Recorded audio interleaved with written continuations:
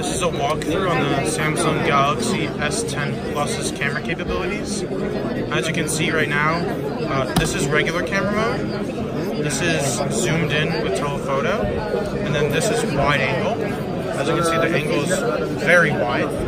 Go back to that. As you can see, it's also recognizing what I'm looking at in the upper right-hand corner. We also have the video capabilities, which this phone is the first phone to have 4K HDR recording capabilities. Then we've got their slow-mo, the super slow-mo, and regular slow-mo, as well as hyperlapse. Let's scroll through some of the other ones. We've got live focus, we've got panorama. So now there's a new panorama mode on the Note, well, sorry, on the S10 that allows you to take the super high panoramas. So you can switch it, what kind of panorama you want to take. And there's also a food option, and wait for it, Instagram. Look at that, Instagram mode for Instagram stories, and going straight to Instagram. Boom.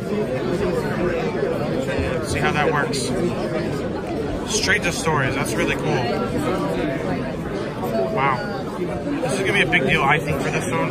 So many people use Instagram every day that they're going to be really wanting to use that direct Instagram mode. I'm excited to use it and see how it works.